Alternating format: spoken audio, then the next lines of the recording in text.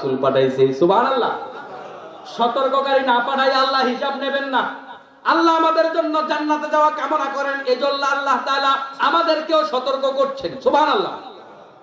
এই সব নবীদের কথা আল্লাহ বললেন, এই ১৬ লক্ষ পয়গাম্বরকে আল্লাহ তাআলা গোত্রে গোত্রে গোত্রে গোত্রে ভাগ করে করে, যোগে যোগে ভাগ করে করে পাঠিয়েছেন। কেন পাঠিয়েছেন? তারা দুইটা কাজ করেছেন, আনি'বুদুল্লাহ ওয়াজতানিবুত তাগুত।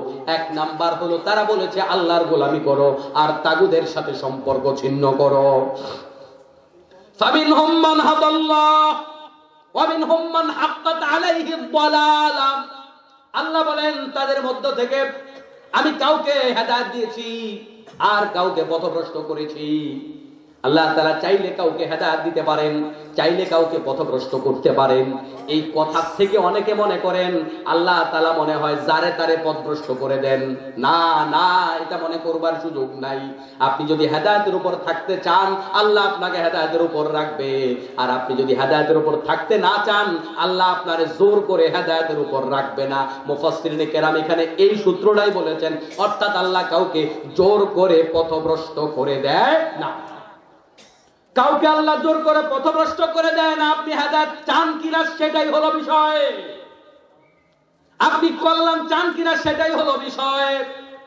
আল্লাহ রাব্বুল আলামিন আমাদেরকে সৃষ্টি করার পরে আমাদের ইচ্ছার স্বাধীনতা দিয়েছেন, এজন্য আল্লাহ কাউকে জোর করে হেদায়েত দেয় না। আল্লাহ চাইলে গোটা মানব কুলকে একসাথে হেদায়েত দিয়ে দিতে পারতেন। পারতেন কিনা? আসমান জমিনের যত প্রাণী আছে সবাই হেদায়েত প্রাপ্ত, সবাই আল্লাহর আইন মানে।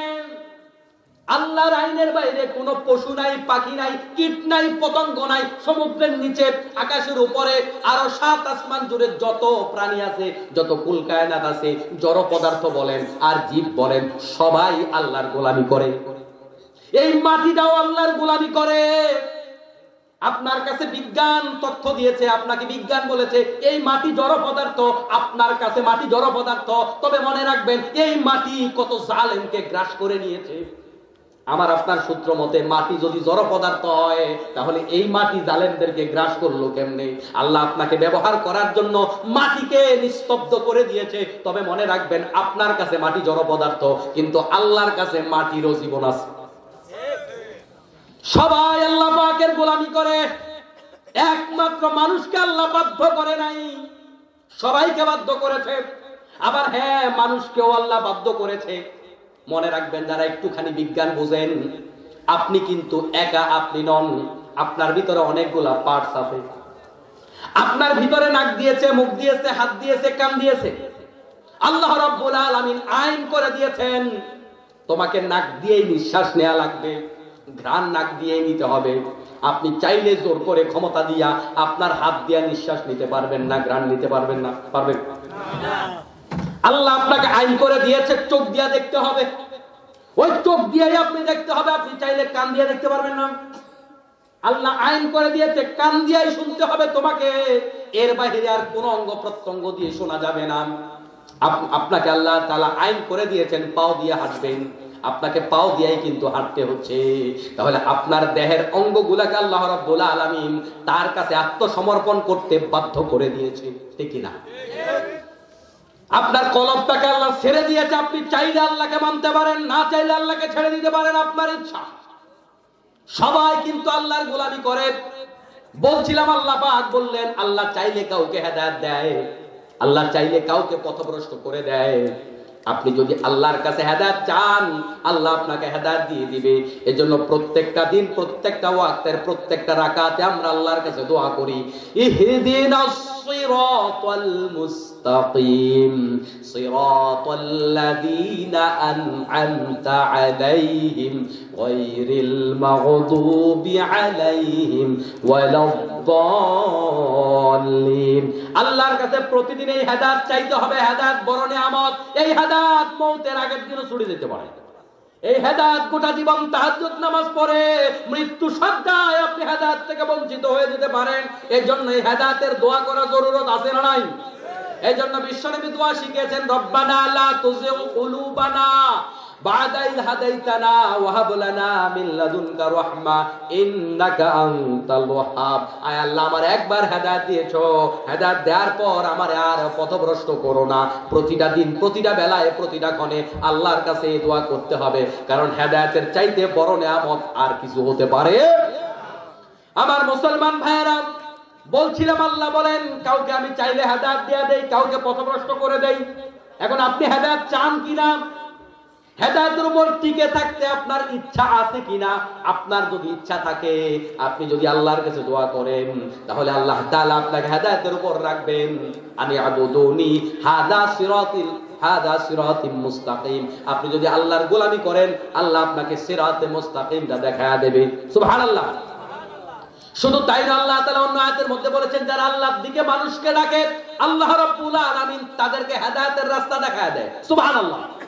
তাহলে হেদায়েতের জন্য আপনার পেরেশানি কদ্দুর সেটা বিষয়।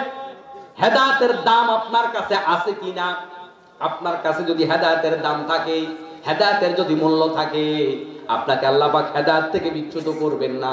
আর যদি হেদায়েতের মূল্য না থাকে, যেই কোনো সময় আপনি পথভ্রষ্ট হতে পারেন। ফাসিরু ফিল আরদি ফানজুরু কাইফা কানা আকিবাতুল মুকাদ্দিবিন। আল্লাহ বলেন, ও দুনিয়ার মানুষ, জমিনে সফর করো, ওই মিথ্যাবাদী জালেমদের সাথে আল্লাহ রাব্বুল আলামিন কেমন আচরণ করেছেন, তাদের সাথে আল্লাহর ব্যবহার কেমন করেছে, এগুলা তোমরা যদি ঘুরো, ঘুরতে ঘুরতে আমার ওই নিদর্শনগুলা দেখবা। তোমরা ফেরাউনের লাশ দেখবা, তারপরে তোমাদেরকে আরো অনেক অনেক জালেমের নিদর্শনগুলো আমি আল্লাহ দেখাবো। কারণ জমিনের মধ্যে যারাই জুলুম করেছে, কোন জালেমকে আল্লাহ তাআলা কখনো ছেড়ে দেয় না। কোন জালেমকে আল্লাহ কি করে না?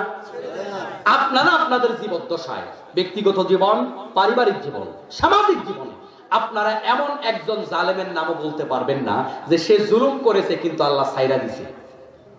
পারবেন? পারবেন না। জুলুম এমন এক অপরাধ, আল্লাহ ওই জুলুমের সাজা না দিয়া বান্দারে কবরে পাঠায় না। কিছু কিছু অপরাধের সাজা আল্লাহ কবরের জন্য রিজার্ভ রাখে, কিন্তু জুলুম এমন এক অপরাধ, ওই জুলুমের সাজা দুনিয়াতেও দেয়, আখিরাতেও দেয়। এই জন্য আল্লাহ বলেন, জমিনে ঘুরো, ঘুরলে ওদের নিদর্শন দেখতে পাবা। এই জন্য বাংলাদেশেও এখন গণভবনকে ওই নিদর্শন দেখার জায়গা বানাচ্ছে বর্তমান সরকার। আগামী প্রজন্ম দেখবে, আগামী প্রজন্ম দেখবে কিভাবে আলেমদের উপর জুলুম করা হয়েছিল, কিভাবে আলেমদের আঙ্গুলগুলো, তাদের নখগুলো উপড়ে ফেলা হয়েছিল, কিভাবে হাত কেটে দেওয়া হয়েছিল, পাও কেটে দেওয়া হয়েছিল, কিভাবে জীবন্ত মানুষকে পাথরে চাপা দিয়ে সমুদ্রের মধ্যে ডুবিয়ে দেওয়া হয়েছিল। সেই নিদর্শন ইতিহাসে লেখা থাকবে, আগামীর প্রজন্ম সেগুলো দেখবে। ঠিক এরা আল্লাহ তাআলা বলছেন, ফানজুরু কাইফা কানা আকিবাতুল মুকাদ্দিবিন। সফর করো, দেখো নিদর্শনগুলো। নিদর্শন দেখলে ঈমান বাড়ে। নিদর্শন দেখলে কি বাড়ে? ঈমান বাড়ে। এজন্য বলেছি, আপনার পাশে যে লোকটা চোখে দেখে না, তার দিকে তাকান। আপনি কোন নাকামল করার কারণে আপনি চোখে দেখেন? বলেন, আল্লাহকে আপনি কি দিয়েছেন যে কারণে আল্লাহ আপনাকে চোখে দেখার সুযোগ দিয়েছে? আপনাকে বাক শক্তি আল্লাহ পাক দিয়েছে। কি দিয়েছেন আপনি আল্লাহকে? আল্লাহ আপনার প্রতি দয়া করে বাক শক্তি দিয়েছে, আল্লাহ আপনার প্রতি দয়া করে শ্রবণ শক্তি দিয়েছে, আল্লাহ আপনার প্রতি দয়া করে দেখার সেই শক্তি দিয়েছে, আল্লাহ আপনার প্রতি দয়া করে আপনাকে সুন্দর বানিয়েছে। আপনি অহংকার করেন? কি অহংকার আপনার? আপনি সুন্দর হয়েছেন, এটার জন্য কি ক্রেডিট? অনেক লম্বা মানুষ খাটো মানুষকে পছন্দ করে না, আছে না নাই? আপনি যে লম্বা হয়েছেন, এটার জন্য আপনার ক্রেডিট কি? কি ক্রেডিট আপনার? কোন ক্রেডিট আছে নাকি? হ্যাঁ, একজনের দাঁড়িয়ে আছে আমার মতো, আরেকজনের ছোট্ট করে। এখন জনগণ ভেঙে ছাগল্লা দাঁড়ি বলে কিনা, আপনার দাড়ি সুন্দর, কি ক্রেডিট আপনার? কোন ক্রেডিট আছে? এর জন্য কোন মানুষ অসুন্দর হলে, আপনার চোখে একটুখানি অসুন্দর যদি হয়, এই কথাগুলো কখনো বলবেন না। এর দ্বারা মানুষ কষ্ট পায়, ঠিক কিনা? আর এর দ্বারা আল্লাহর উপরে আপনার আঙ্গুল তোলা হয়। আমার মুসলমান ভাইরা, আল্লাহ রাব্বুল আলামিন আয়াতের শুরুতে বললেন, সব যুগে আমি আল্লাহ তাআলা নবী পাঠাইলাম। ওই নবীদের ডিউটি ছিল দুইটা, একটা হলো আল্লাহর গোলামি করো, আর ডিউটি 2 নাম্বার ছিল তাগুদের সাথে সম্পর্ক ছিন্ন করো। তাহলে দুইটা কথা কি প্যারালাল কথা নাকি বিপরীতমুখী কথা? বিপরীত কথা। দুইটা কথা সম্পূর্ণ বিপরীত। আল্লাহর গোলামি করো।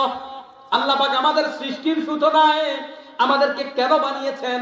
কোরআনুল কারীমের মধ্যে আল্লাহ রাব্বুল আলামিন বলেন, ওয়া মা খালাকতুল জিন্না ওয়াল ইনসা ইল্লা লিয়াবুদুন। আমি মানুষ এবং জিনকে আমার গোলামি ছাড়া আর কোনো কারণে সৃষ্টি করিনি। আমাদের সমাজে সম্পূর্ণ ভুল অনুবাদ করা হয়। সমাজের মানুষ দেখবেন হুজুরা ওয়াজ করে, আমি মানুষ এবং জিনকে আমার ইবাদতের জন্য সৃষ্টি করেছি। অনুবাদ করে কিনা? এই অনুবাদ সঠিক নয়। আলেমরা এখানে আছেন, মাওলানা সাহেব অনুবাদ কি সঠিক? সঠিক নয়।